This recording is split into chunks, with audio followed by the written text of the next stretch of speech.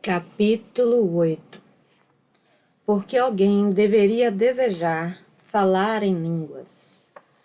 A terceira coisa que decidi fazer após a visita de Lídia foi conversar com todos os que falavam em línguas, os que eu conhecia, e descobrir se eles acreditavam que a prática de alguma forma acrescentou uma dimensão à vida deles, que a oração comum no idioma inglês não acrescentava.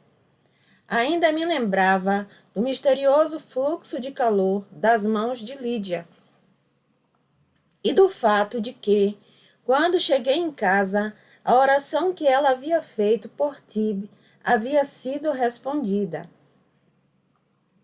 Teriam sido essas coisas apenas coincidência e talvez um pouco de imaginação da minha parte, ou outras pessoas tiveram experiências semelhantes. Obviamente, quando perguntei aos pentecostais o que as línguas faziam por eles, a primeira resposta era sempre: me assegura que fui batizado no Espírito Santo. Foi essa garantia que Parham e seus alunos estavam procurando quando começaram seu longo estudo da Bíblia, e, é claro, seria um bem inestimável na vida de um crente. Não ter dúvidas de que o próprio Espírito de Deus se manifestava no seu íntimo. Os pentecostais acreditam que as línguas provêm essa garantia. De fato, é um preceito para eles que o batismo no Espírito Santo seja sempre acompanhado das línguas. O batismo dos crentes no Espírito Santo, diz a Constituição das Assembleias de Deus, é testemunhado pelo sinal físico inicial do falar com outras línguas, conforme o Espírito de Deus lhes concede. A declaração de fé da Igreja de Deus diz essencialmente a mesma coisa. Cremos no falar em outras línguas, concedido pelo Espírito Santo, e que é a evidência inicial do batismo no Espírito Santo. Fora das denominações pentecostais, porém, descobri que as pessoas não tinham tanta certeza, mesmo aquelas que haviam falado em línguas no momento do batismo. Um ministro luterano, Larry Christensen, pastor da Trinity Church em São Pedro, Califórnia, expressa o que é provavelmente a opinião da maioria dos não pentecostais que falam línguas. Revendo os relatos do batismo no livro de Atos, ele questionou na revista Trinity: isso significa que todos que recebem o Espírito Santo falará em línguas, e que se alguém não falou em línguas, essa pessoa realmente não recebeu o Espírito Santo? Eu não acredito que se possa argumentar isso com base nas Escrituras. No entanto, acredito que o livro de Atos nos sugere um padrão útil. 1. Receber o Espírito Santo é uma experiência definida, nítida e instantânea. 2. Uma maneira simples e designada por Deus para objetivamente manifestar o dom do Espírito Santo é elevar a voz com fé e falar em uma nova língua provocada pelo Espírito Santo. E no extremo oposto dos pentecostais estão as pessoas convencidas de que tiveram o batismo no Espírito Santo, mas negam que as línguas sejam uma parte normal da experiência. Um deles é o Dr. E. Stanley Jones. Tib e eu conversamos com esse missionário veterano na Índia sobre suas impressões quanto ao assunto, e mais tarde recebemos uma carta dele, na qual ele nos contou sobre uma experiência que teve enquanto ele estudava no Asbury College em Wilmore, Kentucky. Dr. Jones escreveu: eu estava em uma reunião de oração no quarto de um dos meus colegas, com 3 ou 4 outros colegas, sem nenhuma emoção ou expectativa especial, quando de repente e soberanamente ficamos todos cheios do Espírito Santo, literalmente arrebatados. Não dormi o resto da noite, só pude caminhar e louvá-lo. Durante 3 dias não houve aulas, todas foram transformadas em reuniões de oração. Pessoas vindas do interior se converteram antes de entrar no auditório. Elas caíam de joelhos no campus e se convertiam. Não havia pregação, apenas orando e testificando por libertação e vitória. Todos os alunos do campus foram convertidos. Eu me perguntava o que isso significava, então eu logo descobri. Fui preparado nessa visita para o trabalho da minha vida. Eu me vi dizendo sim ao meu chamado como missionário. As evidências do Espírito Santo? O próprio Espírito Santo era a evidência. Nenhuma outra evidência foi necessária ou desejada. Pedir evidência seria como pedir a evidência do sol ao meio-dia. Ninguém falou em línguas, pois não foi ensinado. Então, aqui estava o leque de opiniões sobre a importância das línguas na determinação da presença do Espírito, de essencial a útil e desnecessário. Mas as línguas tinham a reputação de ter outros usos além de simplesmente servir como um sinal do batismo. Quando Paulo falou das línguas como um dom, ele as relacionou com a capacidade de se louvar a Deus. Tivemos uma oportunidade interessante de comparar essa função das línguas na experiência contemporânea quando conversamos com um jovem formado em Yale. Robert V. Morris era membro da Yale Christian Fellowship e considerava sua vida religiosa bastante completa, com exceção dessa área de louvor. Ele se lembra de ter interrompido a si mesmo quando da sua vez de liderar as orações, numa noite em uma reunião da YCF. Ele usara expressões comuns como te louvamos, te adoramos. Daí ele parou. Não, disse ele com a franqueza que o grupo há muito tempo alcançara entre si. Não sei o que significa adorar a Deus. Ele sabia o que era. Certamente, agradecer a Deus por coisas específicas. E ele frequentemente experimentava exaltação quando ouvia uma bela música de órgão durante um culto, ouvia um belo vitral. Mas o louvor a Deus em si mesmo, não a propósito de nada que ele tivesse feito, nem mediado pela habilidade humana, que ele admitiu a seus amigos, era algo que ele ainda não havia alcançado. Não demorou muito para que os eventos ocorridos em Yale fossem amplamente divulgados em jornais e revistas de todo o país. Muitos do YCF e outros no campus de Yale receberam o batismo no Espírito Santo com carisma, incluindo as línguas. Embora a imprensa tenha aproveitado as línguas para publicarem belos materiais, Bob Morris e os demais deram muita pouca ênfase a elas em seus próprios pensamentos, sentindo que os dons da profecia, cura, sobretudo o fruto do amor, que o Espírito havia derramado sobre eles, o grupo, eram muito mais importantes. Mas na vida religiosa pessoal de Bob, as línguas preencheram uma lacuna muito especial. Para mim, Bob nos disse, o dom de línguas acabou sendo um dom de louvor. Ao usar a linguagem desconhecida que Deus me havia dado, senti em mim o amor, a reverência, a adoração pura e incontida que não conseguia alcançar na oração tradicional.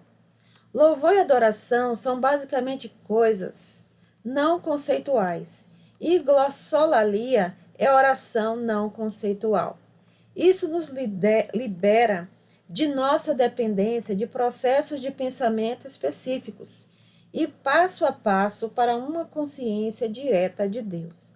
assim como estamos cientes do impacto de uma personalidade humana, sem enumerar os detalhes que a compõem. Essa nova dimensão da oração também não se aplicava apenas quando Bob estava orando em línguas. Ele percebeu imediatamente uma nova habilidade de louvar e magnificar a Deus em inglês. Muitas vezes, ele começava suas devoções em línguas.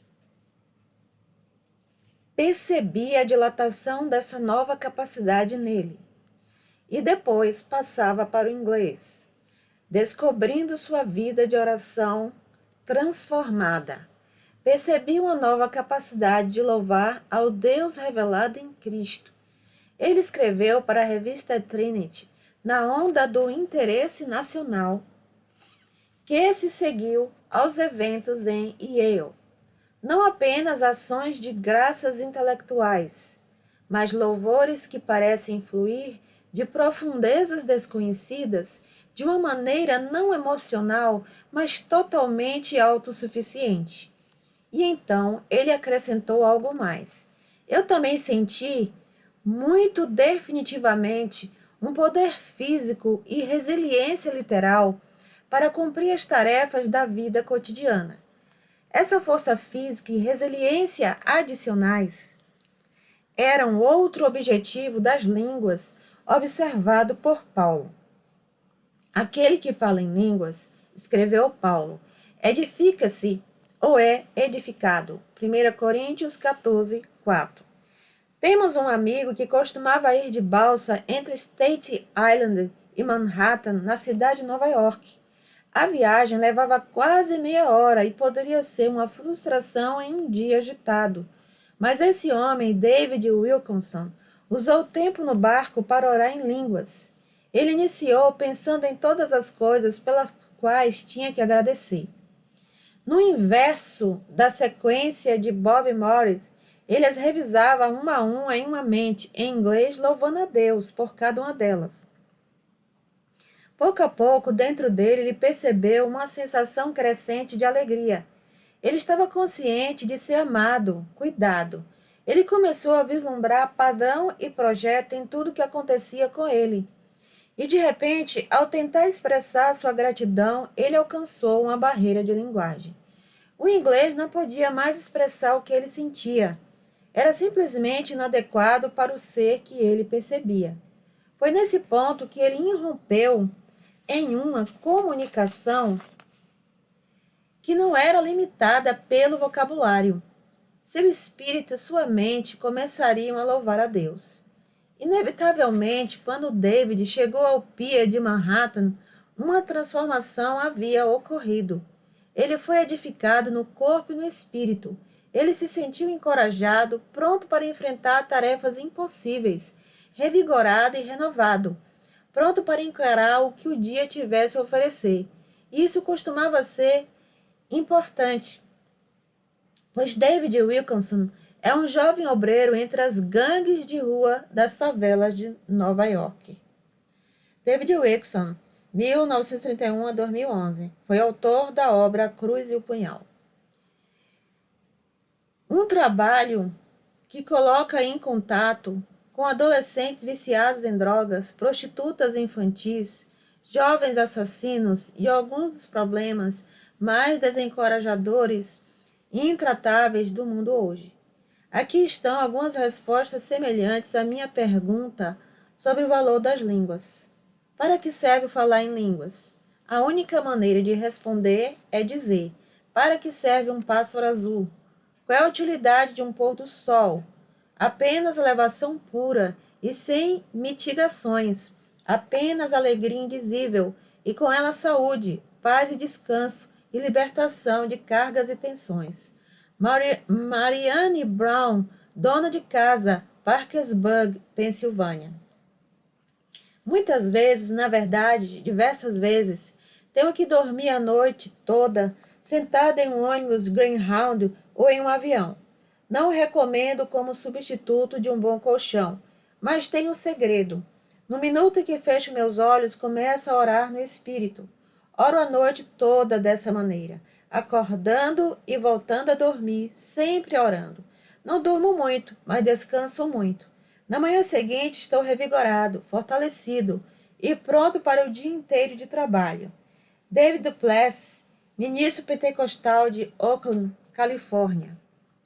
Quando comecei a orar em línguas, eu senti. E as pessoas me disseram que eu parecia 20 anos mais nova. Minha mente consciente não sabe o que estou dizendo, mas meu inconsciente e subconsciente, sem dúvida, sabe, pois o que acontece é exatamente o que Paulo disse que aconteceria. Quem ora em uma língua desconhecida edifica a si mesmo. Recebo alegria, coragem, paz, o sentido da presença de Deus e sou uma personalidade fraca que precisa disso. William T. Sherwood, sacerdote episcopal de 75 anos, São Petersburgo, Flórida. Quando a idade de aposentadoria do reverendo Sherwood chegou 10 anos atrás, ele ficou contente. Durante anos ele se sentia aquém fisicamente, continuamente cansado, sem energia. Desde então, ele teve o batismo no Espírito Santo e os anos de trabalho mais produtivos de sua vida. Outro uso de línguas sugerido na Bíblia é permitir que oremos mesmo quando, com nossa mente, não temos ideia do que pedir em uma determinada situação. Romanos 8, 26 a 27. Lydia Maxon confiou muito nesse tipo de oração em línguas quando intercedia por outra pessoa. Percebendo quão pouco da situação da pessoa ela poderia realmente conhecer. Será que outras pessoas usavam línguas dessa maneira? Aqui está parte de uma carta que recebi de um psiquiatra. Todas as manhãs antes do início do dia, minha esposa e eu temos um tempo de oração juntos. Oramos por nossas próprias necessidades e depois por cada paciente que verei naquele dia. Mencionamos primeiro nossas próprias ideias sobre o problema do paciente, usando as anotações que fiz durante as sessões dele e o que sabemos sobre medicina e psiquiatria. Mas então, percebendo o quanto de doença mental ainda desafia a compreensão, incluímos uma oração por ele em línguas. Frequentemente fico espantado com o poder de cura que está presente nas sessões após essas orações. Um dos casos mais surpreendentes que conheci, quando o intelecto simplesmente se recusou a orar em uma emergência, foi relatado por William C. Nelson. O reverendo Nelson agora é editor do Frontiers para a Convenção Batista Americana. Mas na época em que esse incidente ocorreu, ele era pastor da primeira igreja batista em Whitman, Massachusetts. Na calada da noite, uma noite no outono de 1959, o telefone ao lado da cama de Bill tocou. Procurando o receptor, Bill ainda estava bem sonolento quando a voz de uma mulher se identificou como uma enfermeira de um hospital próximo. Houve um acidente de automóvel. A voz continuou. Temos Carol Vinal aqui. A mãe dela deu seu nome como pastor. É melhor você chegar aqui imediatamente, se decidir vir. A médica não acha que ela viverá mais uma hora. Eu já irei aí. Bill vestiu as roupas e marcou o limite da velocidade a cada quilômetro no caminho para o hospital. A recepção tinha sido avisada de que ele chegaria e o mandou para o terceiro andar. O relógio do outro lado do elevador marcava 3h15 da manhã. Por aqui, disse uma enfermeira. Carol, de 13 anos, estava deitada em uma cama alta, sem sinal de vida. Sua mãe estava ao lado do aparelho de oxigênio. Foi uma colisão frontal, disse ela a Bill. Ela não se moveu desde que cheguei aqui. Aparentemente, Karen havia sido jogada para fora pelo para-brisa. Um médico explicou que houve lesão no cérebro. Se ela viver, disse a senhora Vinal, eles diziam que ela poderá não ficar normal. Bill sabia que ele deveria orar. Ele era o pastor delas. A senhora Vinal tinha o direito de esperar apoio e conforto dele. Mas o que ele deveria orar? Ele olhou para Karen e sentiu que o palpite do médico de 1 hora era longo. A garota ainda estava com suas roupas. O suéter preto estava rasgado e manchado, cabelos puxados emaranhados de sangue e o rosto machucado. As suturas que mantinham os cortes unidos estavam inchadas e sangrentas. E o pior dos ferimentos, ele sabia, ele não podia ver. O interior de seu crânio, a estrutura óssea que sustentava seu cérebro, estava fraturada. Que dano houve no próprio cérebro? Teria ele o direito de orar por uma recuperação física quando havia todas as chances de Carol se tornar uma criatura mais parecida com um vegetal do que como um ser humano?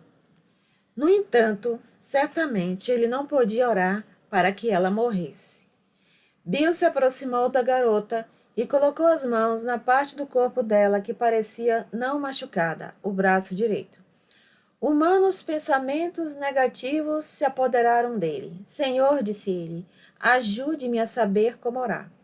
E imediatamente um verso das Escrituras surgiu na mente de Bill.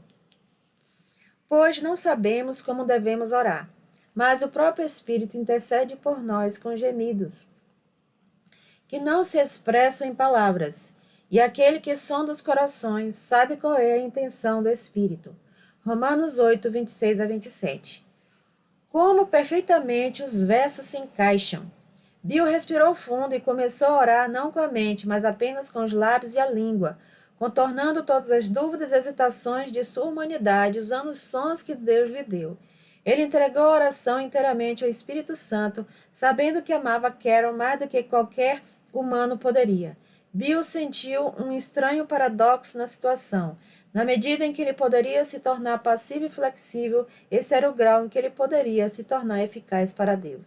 Bill orou como espírito dessa maneira, calma e baixinho, por 15 ou 20 minutos. Ele estava vagamente consciente da sala ao seu redor, da luminária que lançava seu feixe contra a parede, dos frascos de solução salina, do aparelho de oxigênio, dos frascos de plasma perto da cama de Karen, do outro paciente na sala que estava olhando em silêncio de olhos arregalados.